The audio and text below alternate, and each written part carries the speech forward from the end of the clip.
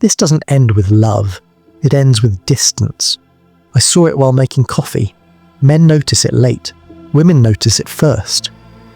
Around 40, something shifts. Not loud. Quiet. A pause before answering. A phone face down on the table. Someone had to say it. Most families don't break from fights. They thin out. They leak. One day nothing is wrong. Work is work. Dinner is warm. Bills get paid. The house stands. That's the dangerous part. A woman turns 40 and time stops lying. The body keeps count even when the mind pretends not to. The mirror changes tone. Sleep shortens. Patience tightens. Men miss this. Men keep doing yesterday. The same ride to work. The same seat on the couch. The same joke before bed. Routine feels safe. Routine is not safety. Here's the unfair truth. Devotion stops being rare. At 40, attention feels different. Not romantic. Urgent. The phone buzzes. It buzzes again. Old names reappear. New faces arrive without effort. This isn't about sex. That's the lie everyone uses. It's about proof. Proof that time didn't win. Proof that choices still matter. I watched a woman scroll while the house slept. The room was quiet. Nothing dramatic happened. That moment mattered more than the fight later. Biology doesn't ask permission.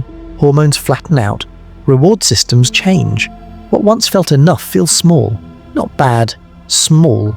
Society tells her she's brave for wanting more. It never asks who pays. Families don't fit into slogans. Men are taught to endure. Women are taught to explore. That difference widens with age. Here's a boring truth. Love does not compete with novelty. Outside attention has no history. No dishes, no bills, no shared fatigue. It only has reflection. At 40, reflection becomes hunger. The warning signs are dull. Extra time in the bathroom.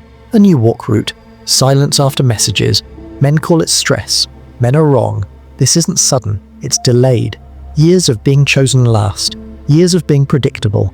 Years of being needed instead of wanted. Needed rots faster.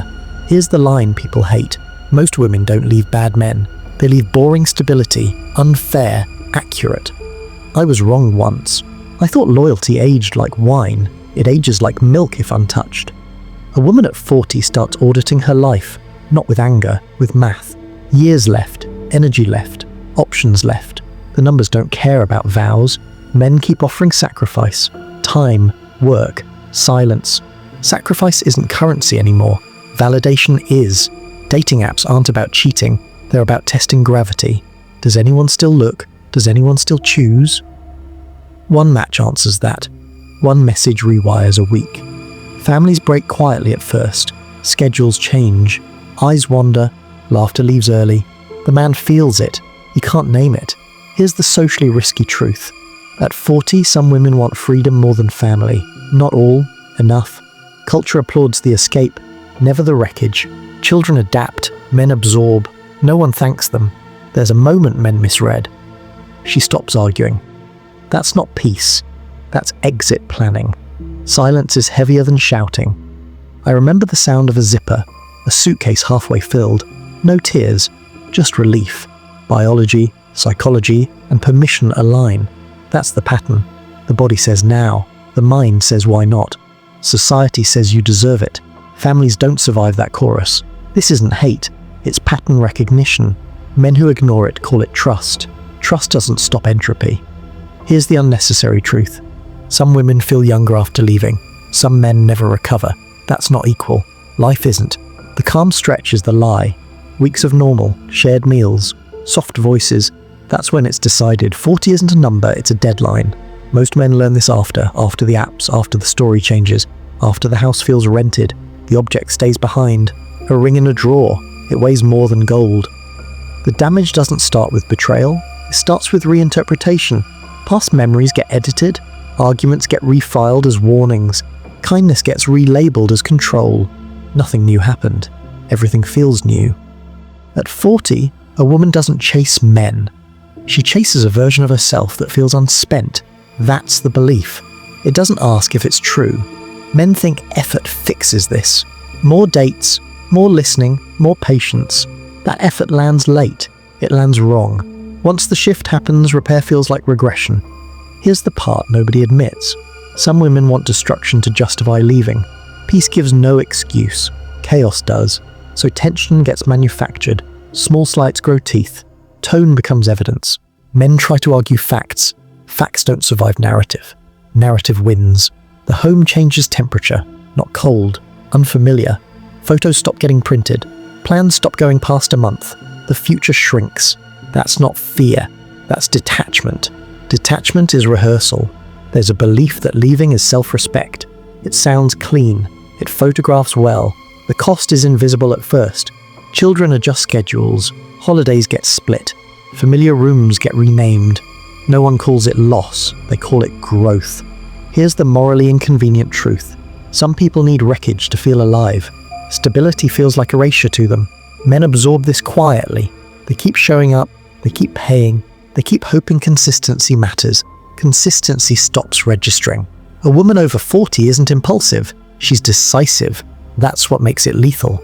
The decision happens internally. By the time words appear, it's done. Men hear explanations. Those are translations, not causes. The cause was earlier, months, sometimes years. The body changes first. Energy spikes oddly. Sleep fragments. Desire detaches from partnership. This isn't romance. It's chemistry reallocating resources. The mind follows. Society frames it as awakening. That framing removes guilt.